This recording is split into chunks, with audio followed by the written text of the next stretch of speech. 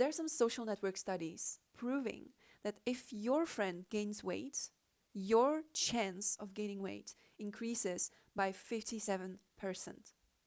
There are studies proving mirror neurons, how we imitate and how we copy paste behaviors, energy, or attitudes automatically. And there is also social conformity research that says that we adapt our normal, and the normal sets your social circle. And that is the one thing that is way more powerful than your motivation that you're gonna find on Pinterest or Instagram, or your discipline or your willpower. Really, nothing will determine your future as good and as precisely as your social network. That's why there is the saying, show me the 5 people that you hang out with the most and I'll show you your future. Because it's freaking true. And that's what we're gonna talk about today. And I'm gonna share with you my own story and, let's say, observation from which I got this idea to create this video as a little reminder, because we, either consciously or subconsciously, we all know this. But there is this magic about putting this knowledge on the surface and really be reminded about it, because it's super important who we hang out with. It's super important. It's so important. And there might be such a huge potential in you, and you can literally unlock it just by meeting the right, ambitious, and driven people. Like, you can literally, like, you don't even have to have any willpower or motivation or nothing like that. Just by meeting these people and just by having a conversation with them, and you can have conversations in different ways. I'm gonna share with you what I do to literally surround myself with these kind of people, even though you don't have to meet them in like real life. And just by having this conversation, you will gain so much, and you will create this new normal for yourself. And this is basically the key to be successful if you want to be. Like, if you really want to discover your potential, if you know that there is something more for you and you are capable of more, but you're not doing it for some reason, maybe this is the one last ingredient that you need. And today we're going to discover whether that is true or not. Let's go. So there are 2 fields that I've noticed this effect the most, and it was in terms of food and in terms of productivity. And I'm gonna give you some examples of how that looked like in real life, so that you maybe find this pattern in your life as well, because it's really happening to all of us. It's just how nervous system, how human beings work. So it's just about noticing it and observing it, and maybe realizing that, oh, you can actually adjust it to your own advantage and to your own benefit. When I would be in high school, I remember that I really was, at that moment, inspired by some videos, eating clean diet and stuff like that. I noticed that when I was watching videos that were specifically about clean food, about healthy food, and I was literally creating my own ecosystem about from healthy food content, and from people that were living healthy lifestyles, that were working out frequently and stuff, and they were just taking care of their body. I noticed that without me really forcing anything, I rather took apple than, I don't know, a piece of cake. I would naturally be more interested in the fruits than in something that's just processed food. The same thing goes to productivity. I have a friend, he's very productive. When I talk to him, I always feel, after talking with him, I always feel that I am now that I've borrowed, or that I've kind of impersonated just a part of his approach. Because every time that you're inspired by something, that's basically your potential pointing. Because you see in other people what you have in yourself. as each person is different, I don't know if you have a piece of art, no one, I believe that I can say it with conviction, will ever see the exact same thing in one piece of art. Like, as many people there is on the planet, that many interpretations the piece of art can have. Because we always see things as we are. And that's why if we're sad, you might even have the most surrealistic piece of art, but you're going to find something sad on it. If you're going to be, enthusiastic about something, you're going to look for the bright colors in that piece of art. And so that's why, also, just a side note, if you are inspired by something, listen to it, or at least get curious, why are you inspired by it? For example, if you're inspired by Michael Jordan, or if you're inspired by Steve Jobs, why? Like, you don't have to necessarily want to become the best basketball player, or one of the best basketball players, or one of the best businessmen in the world.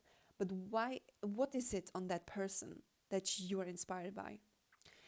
And so that's just a side note. That's like, inspiration is really like a also type of GPS for people that are curious about their potential and want to discover more. But in my case, I would be really noticing that my productivity would be way more fast. Like, I would be faster doing things. I would be more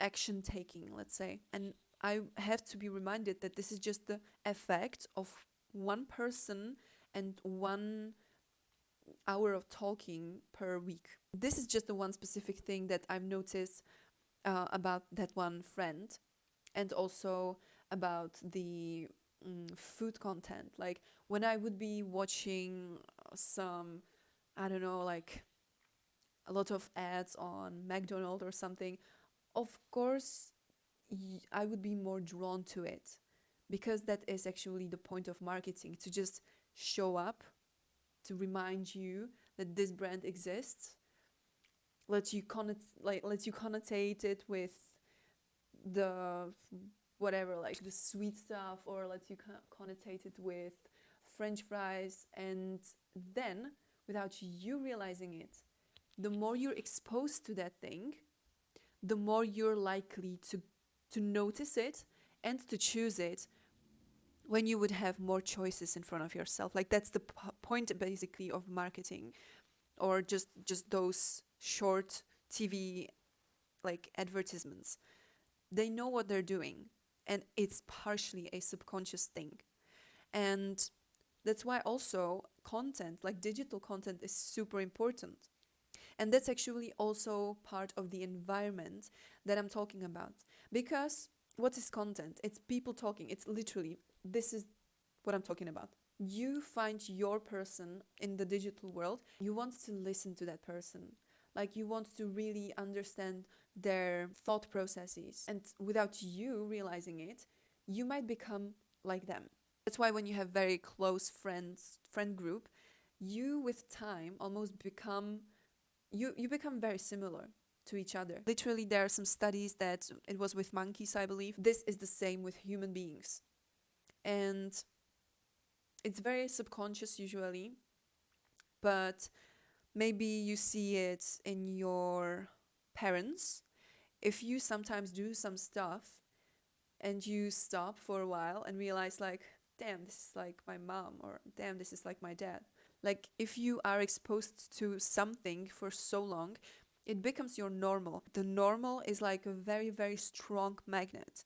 And if you are going to create this magnet with people that are negative, that are complaining, that are making excuses, that are laughing to other people that are trying, that are gossiping, jealous, toxic, you can try your best to increase your discipline, to increase your motivation, to increase your willpower, to wake up every day and to maybe build a business. Maybe you want to start your expression in art.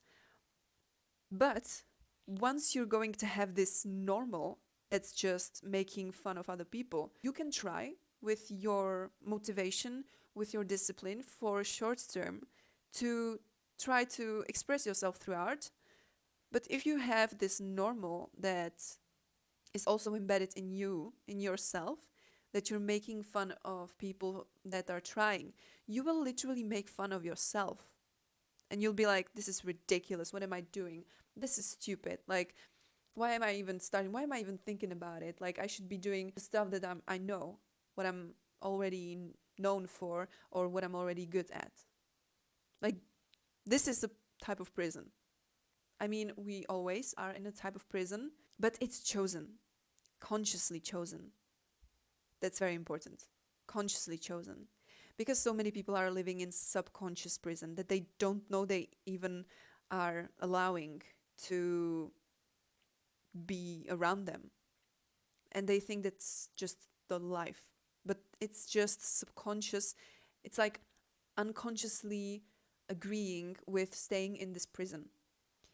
And if you have circle of people that aren't the most ambitious people, that aren't the most inspiring people, that you always feel kind of drained by them when you see them, and if you, like right now, you might become conscious of it, or maybe you are already conscious of it, but if you wouldn't, or if that person wouldn't realize it, that it's because of this social circle, they might continue seeing them, they might continue living in the same environment, and like that, they're unconsciously subscribing to this prison. However, if we look at it from a different perspective, if you're around people that see taking risk as just a normal thing, of course calculated, ideally, and if you're around people that are supporting people trying, if you're around people that are seeking out the optimistic things that are positive,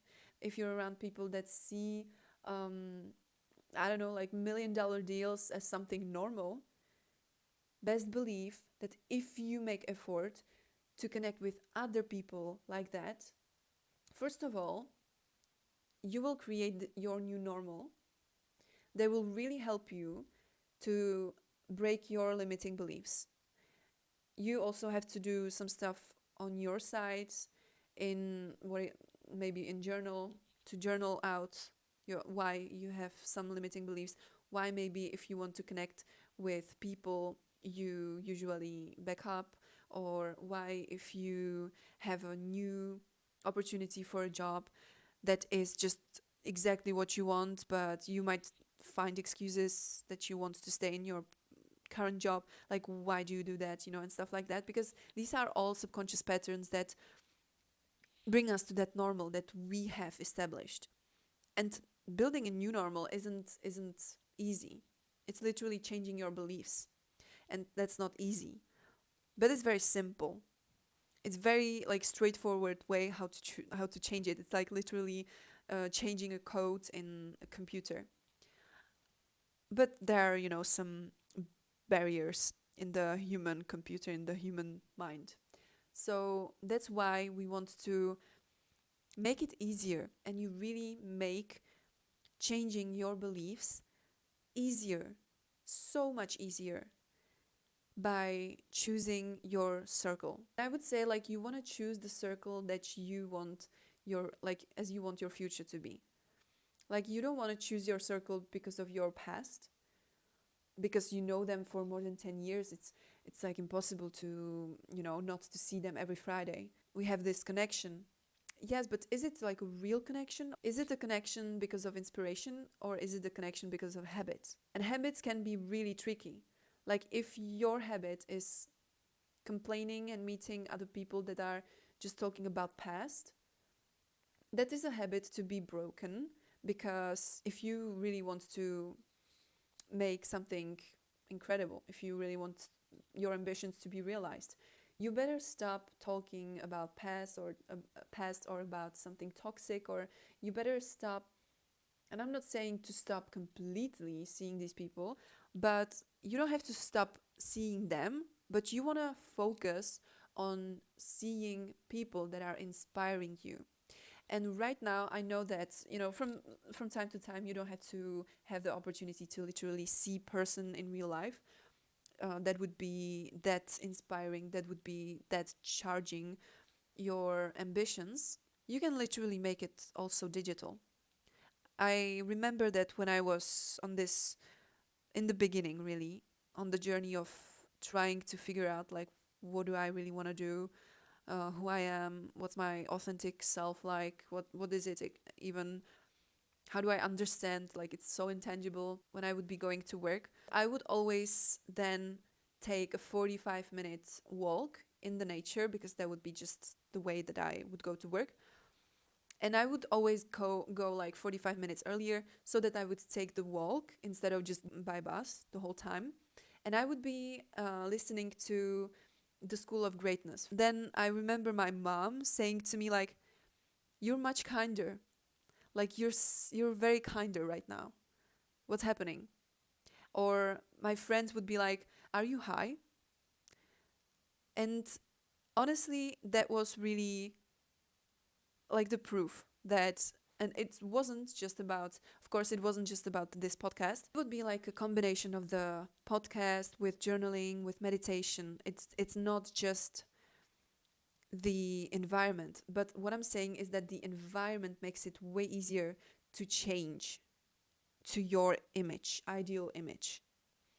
And I've just recently met a person, just randomly, a very, very inspiring person that is also having his own business. And it's crazy like how enthusiastic this person was. And he was actually doing something very similar to me. And I remember that I was just starting out and I still wasn't 100% sure if this is a thing, if this, like talking on YouTube and coaching other people, if that is really something that is real.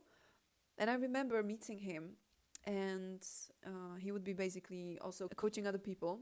And I had a talk with him. We talked for like 30 minutes only. But then the whole day, I felt I felt like someone gave me permission. And this is also what this inspiring circle of people will do to you. They will give you permission to follow your dreams, if I can say it just as it is. Sometimes we need this permission. And so if we really need it, you can really easily get it. You can easily get the permission. And I would say that I got a lot of permission to be curious about my potential, to be curious about my authenticity through reading books. Because book is also conversation.